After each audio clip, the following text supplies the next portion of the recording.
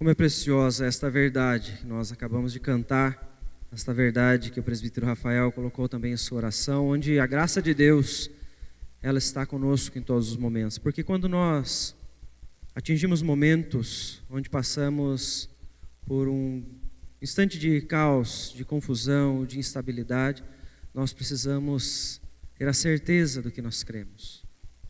E o cenário de caos, pela destruição de uma guerra, se torna visível nas primeiras cenas de um filme chamado Livro de Eli.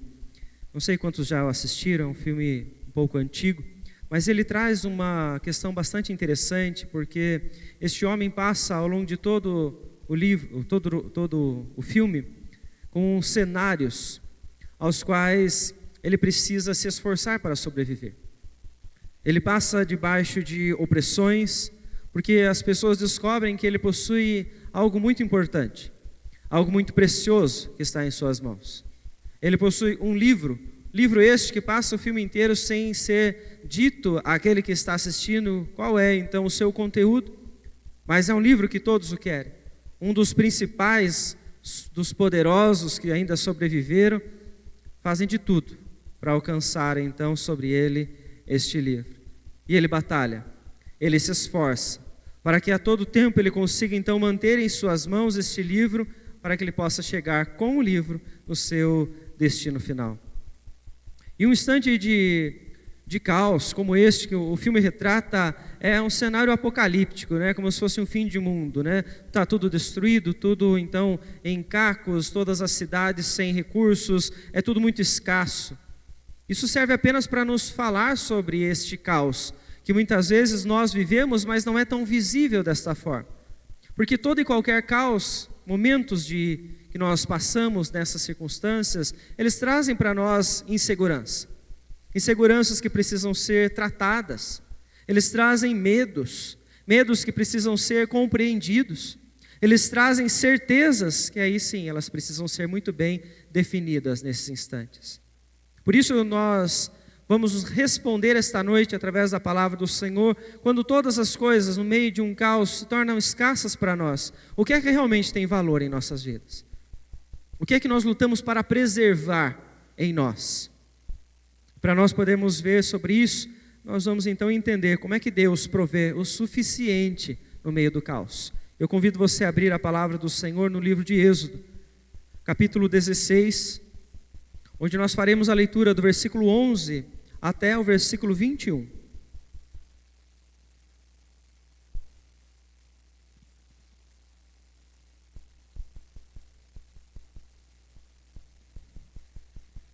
Êxodo 16, faremos a leitura do versículo 11 até o versículo 21.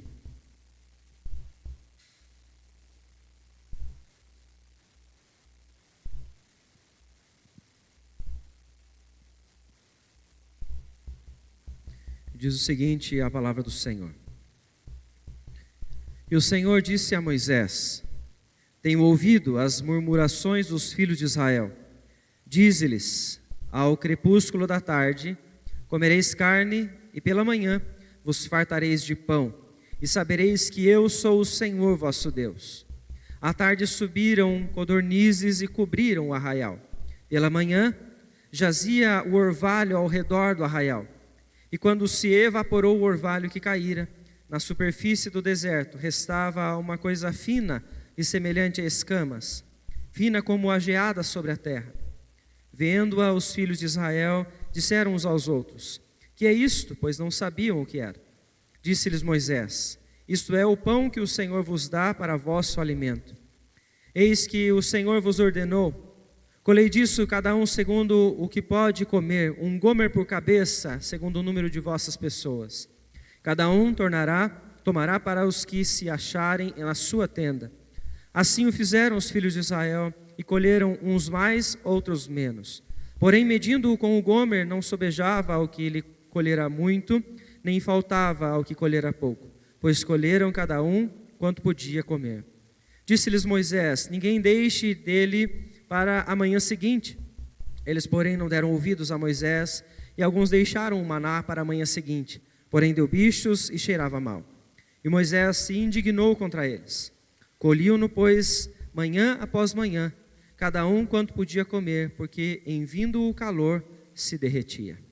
Vamos orar mais uma vez. Querido Deus, em nome de Cristo Jesus, outra vez voltamos ao Senhor para clamar a Deus pela ação do Senhor em nossas vidas, por meio da leitura, da exposição da Tua Palavra. Nós clamamos a Ti, Senhor Deus, que traga a cada um de nós a clareza da Tua verdade. Que o Senhor faça ressaltar aos nossos olhos, neste texto que acabamos de ler, a verdade do Senhor, aquilo que o Senhor quer trabalhar nos nossos corações.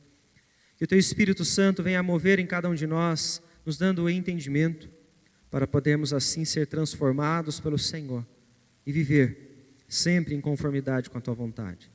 Em nome de Cristo Jesus que nós oramos e desde já agradecemos a Ti. Amém, Senhor Deus. Meus irmãos, então vejam que o cenário de escassez, esse cenário de um caos, de dificuldades, ele está presente nesse momento na vida dos israelitas, porque eles são chamados pelo Senhor após sair do Egito a caminhar por 40 anos no deserto. É um instante novo, é um caminhar diferente, um lugar onde eles não sabem se terão ou onde terão comida, então eles têm algo incerto pela sua frente. Mas o Senhor os direcionou. Eles então se deparam neste momento, em meio ao caos, com as suas próprias inseguranças, os seus próprios medos, aquilo que eles precisam enfrentar. As certezas, eles precisam neste momento definir para continuar a sua caminhada, para continuar então seguindo para aquilo que o Senhor os orientou. E é neste momento que eles mostram o que tornou então mais valioso para eles. O que é mais importante nesse instante da caminhada para o Israel, para este povo que está então caminhando. O que é que os fortalece? Veja então que nestes momentos eles nos revelam como o Senhor sustentou o seu povo. Pois veja que na dificuldade de entender que eles só saíram do Egito graças ao poder de Deus, graças ao milagre do Senhor, o texto nos mostra logo no início que eles estavam murmurando. Eles murmuraram contra o Senhor em meio à circunstância que eles estão passando. O texto, alguns versículos antes ainda, pois o capítulo 16 todo vai falar sobre este momento que Deus traz a provisão. Eles então se colocam diante de Moisés e eles dizem: quem nos dera tivéssemos morrido pela mão do Senhor na terra do Egito, quando estávamos sentados junto às panelas de carne e comíamos pão a fartar.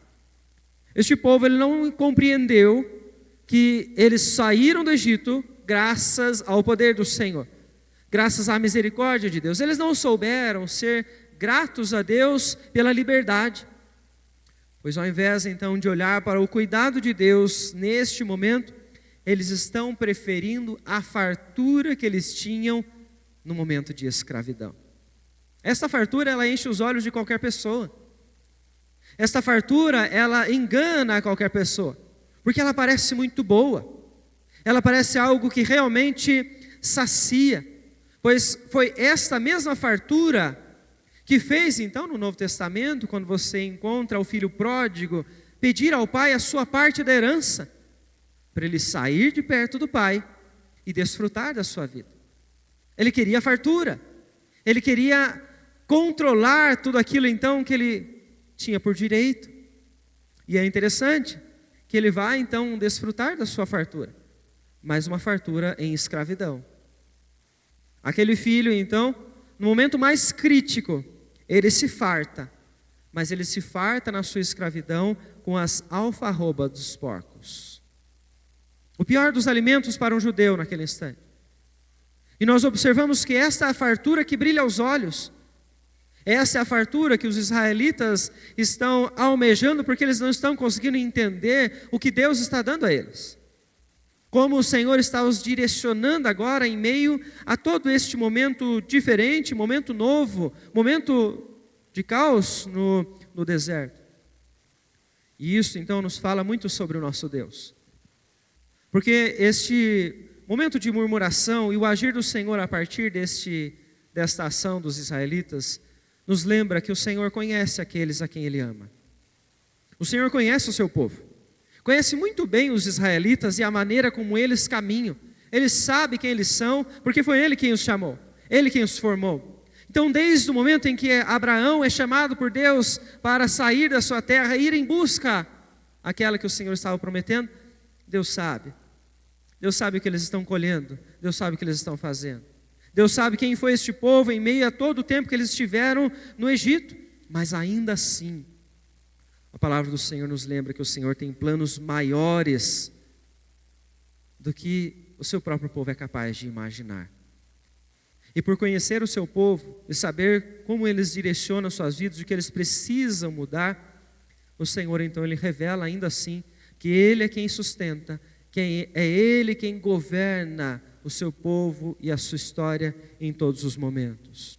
Por isso, no versículo 4 ainda do capítulo 16, o Senhor responde através então da murmuração deste povo, dizendo o seguinte: eis que vos farei chover do céu pão, e o povo sairá e colherá diariamente a porção para cada dia, para que eu ponha à prova se anda na minha lei ou não. Vejam só que interessante. O Senhor conhece o seu povo e Ele ainda permite que este povo tenha uma chance para demonstrar a sua fidelidade. O Senhor está neste momento direcionando graça sobre os murmuradores. O Senhor está revelando aqui a sua longanimidade. Pois o Senhor poderia dizer nesse instante: bom, este povo é ingrato, este povo é infiel, este povo é murmurador, este povo não merece nada, serão destruídos agora. Mas o Senhor conhece o seu povo e os ama, e tem planos muito maiores ainda do que eles podem imaginar. E por isso o Senhor demonstra a sua longanimidade, pois há um plano que não é apenas terreno, não é apenas limitado, mas é um plano eterno sobre o seu povo. Por isso você vê nas Escrituras o Senhor caminhar a passos muito largos para direcionar o seu povo. Ele permite, Ele direciona, Ele chama, Ele cuida, Ele trata e Ele volta, Ele permite. E essa oscilação da fé de Israel, ela continua, ela permanece em todos aqueles então que servem ao Senhor. Apesar de todos os deslizes, apesar de todas as murmurações, Deus ainda traz sobre nós a provisão necessária por causa da sua graça. E é por isso que através do seu diálogo com Oséias, o Senhor nos lembra que o seu povo, que vivia como uma prostituta, ou seja, com outros deuses, servindo a outros, voltará no momento oportuno. Planos muito maiores que Israel, neste instante que está no deserto, não é capaz de enxergar, mas que Deus os conhece e por isso está direcionando o seu povo para que eles ainda, neste tempo do deserto, demonstrem fidelidade. É um momento de prova, como diz o versículo de número 4. Ele vai dar o pão, Ele vai dar o maná, Ele vai dar as codornizes para provar se o seu povo está ainda vivendo na sua lei ou não. E é por isso que nós observamos então o texto no versículo 12. Tendo ouvido as murmurações dos filhos de Israel, diz-lhes. Ainda sabendo então a postura dos israelitas, o Senhor fala: eu darei a eles. Eles terão então codornizes, terão carnes todas as tardes. E aqui é todas as tardes. E eles terão pela manhã, logo após o orvalho, em todas as manhãs que estiverem no deserto, eles terão o pão para comer. O maná que virá do céu. E é isso que nós observamos então, quando chegamos nos últimos versículos deste capítulo, no versículo 35, que diz: e comeram os filhos de Israel maná 40 anos, até que entraram em terra habitada. Comeram maná até que chegaram aos termos da terra de Canaã. Então veja, eles vão receber a provisão do Senhor, mesmo sendo murmuradores. E o texto na continuação nos fala então que este maná era semelhante a uma semente de coentro com sabor de mel. um sabor adocicado. Isso você encontra então na continuação, a partir ali do versículo 22, mais propriamente no versículo 31. Mas ainda assim nós vemos que quando o Senhor traz sobre eles pela tarde, no arraial todo, ou seja, na congregação de Israel, ele traz a carne, ele traz as codornizes, mas pela manhã, logo após o orvalho então começar a evaporar, o texto diz que permanece ali uma camada fina, parecida com escamas, algo branco, como o texto vai nos dizer, e cobre todo o chão do lugar onde eles estão. E os israelitas então se questionam, o que é isto? No versículo de número 15. O que é isso que nós estamos vendo aqui diante de nós? Pois eles não sabiam o que era. E isto era a fidelidade de Deus, o cumprimento da palavra do Senhor sobre o seu povo. Mesmo esse sendo ainda um povo murmurador, um povo ingrato, Deus então cumpre a sua promessa, concede a eles o alimento que eles precisam, o alimento que eles estavam pedindo naquele instante. Veja que o Senhor se revela a nós neste texto, quando Ele mostra a sua paciência para conosco e ainda com as nossas ações, a sua própria fidelidade. Deus não deixa de ser fiel quando o seu povo passa a murmurar. Deus não deixa de ser paciente quando o seu povo passa a olhar com mais apreço para a escravidão do que para a liberdade. Este alimento, então, é prova do cuidado de Deus sobre Israel. O Senhor cuida do seu povo em todos os instantes.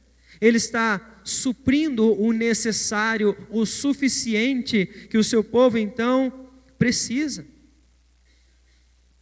E é por isso que, comparado ao principal alimento para se obter a vida, o Novo Testamento nos traz, no Evangelho de João, capítulo 6, Cristo Jesus se autoafirmando como o próprio pão da vida.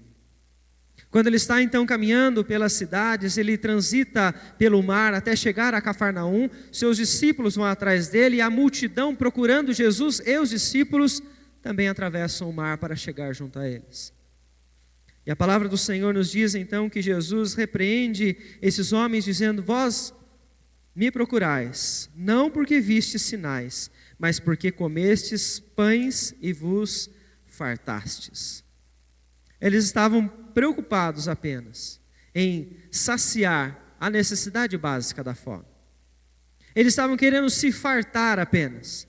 Eles não estão entendendo nesse instante que o Senhor tem planos muito maiores do que eles conseguem imaginar naquele instante. E eles vão atrás de Jesus para saciar a fome física.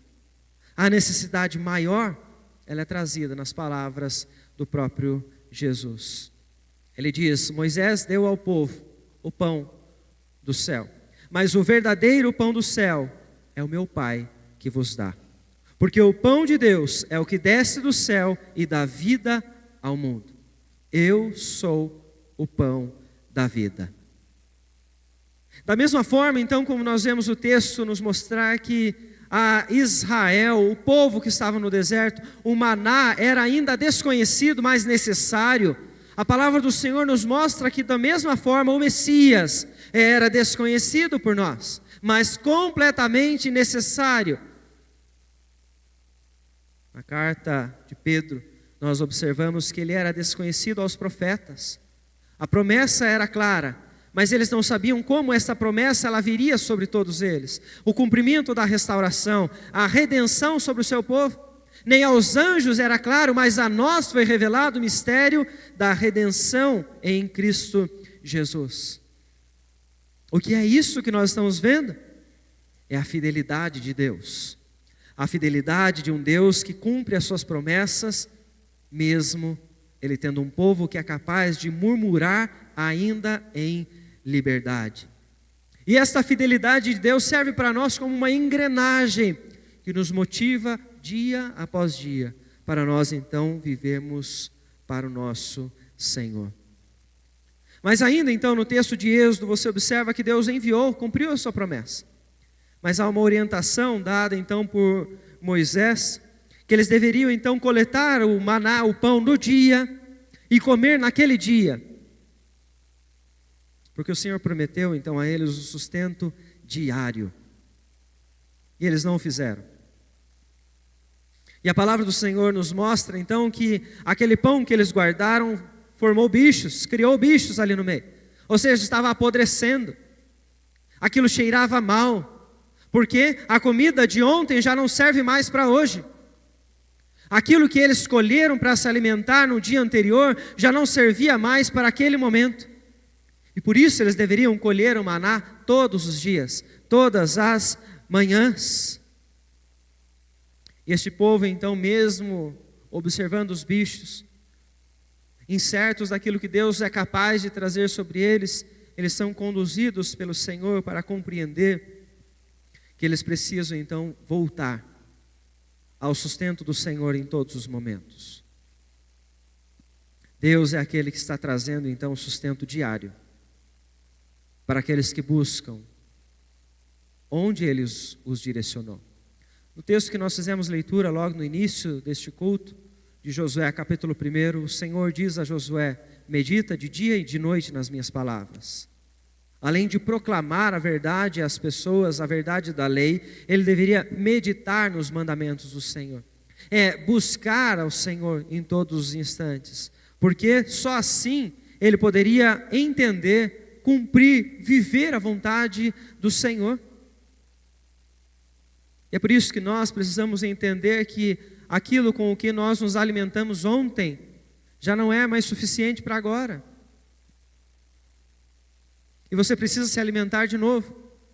O que você se alimentou hoje não vai ser suficiente para amanhã, e você vai precisar se alimentar novamente. Nós não recobramos a força se nós não nos alimentarmos todos os dias. Deus atende às necessidades, trazendo aquilo que é o necessário em meio ao caos, às lutas, às dificuldades que nós temos. Ele dá isso a nós diariamente. Mas o que nós precisamos perguntar é onde nós queremos estar. Se nós queremos estar em liberdade, ainda aqui num deserto, ainda aqui num caos, ou se nós queremos permanecer na fartura da escravidão. Porque isso vai mudar a maneira como nós vamos conduzir a nossa vida, a maneira como vamos conduzir aquilo que nós fazemos. Onde você quer estar? Observando, portanto, a orientação dada por Moisés, o texto da palavra do Senhor vem nos dizer no versículo 22 do capítulo 16, que eles chegam ao 6º dia. Ao 6º dia colheram pão em dobro, 2 gômeres cada um, e os principais da congregação vieram e contaram-no a Moisés. Observaram que o texto trouxe para nós? Eles coletaram, portanto, 2 gômeres cada um. Esta era a orientação dada pelo Senhor. No 6º dia, eles deveriam coletar em dobro. Por quê? Porque no 7º dia eles não encontrariam nada. Pois o 7º dia é o dia do descanso. É o dia onde o Senhor mostraria a sua provisão, desfrutaria junto ao povo de um relacionamento. O texto então passa a nos falar que o Senhor nos provê o suficiente mantendo-se perto do seu povo. Pois o dia santo é o dia separado ao Senhor, o dia para o relacionamento, o dia para buscar maior intimidade, o dia para estar então na presença do Senhor, sabendo que é Ele quem cuida. O povo de Israel não deveria se esforçar no dia santo para alcançar o seu sustento. E é por isso então que nós vemos o texto, versículo 27 e 28 dizer: ao 7º dia, saíram alguns do povo para o colher, porém não o acharam. Então disse o Senhor a Moisés: até quando recusareis guardar os meus mandamentos e as minhas leis? Eles não armazenaram, eles não se preocuparam em obedecer a ordem de Deus, e no 7º dia, no dia que deveriam descansar, pela certeza de que Deus providenciaria tudo o que eles precisariam, eles saem ao campo para buscar novamente o maná. Isso é desobediência a Deus. É falta de confiança de que o Senhor estaria trazendo sobre eles a provisão naquele momento.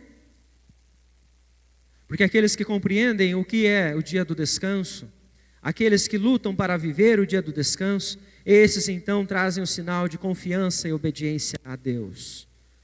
Esse dia aos judeus foi chamado então de sábado, traduzido assim para nós, o descanso, o Shabá, como é a palavra, né, no seu original.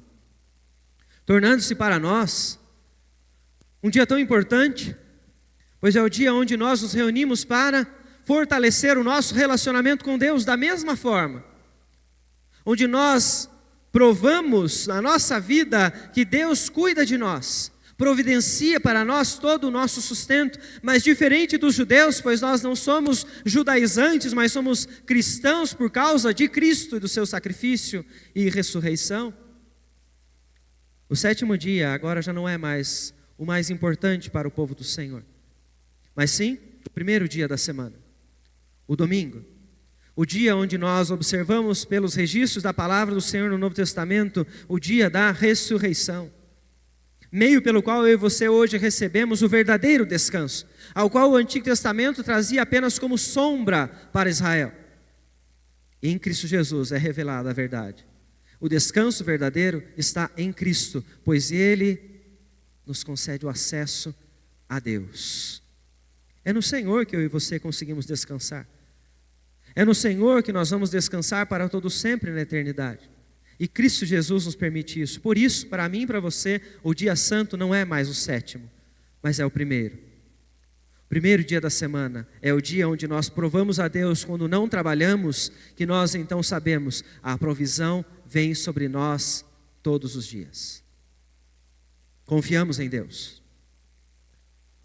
Nós aprendemos e por isso obedecemos ao nosso Senhor. Isso é relacionamento. É um relacionamento que nós desfrutamos com Deus ao simples fato de nós separarmos um dia, o dia do Senhor, para nós ouvirmos a sua palavra junto à comunidade, para nós louvarmos ao Senhor juntos, aprendermos da sua palavra. Claro que nós temos ao longo da semana outros momentos de aprendizado, como igreja, como povo do Senhor. Mas o dia santo, o dia separado pelo Senhor, a partir do Novo Testamento, é o primeiro dia da semana.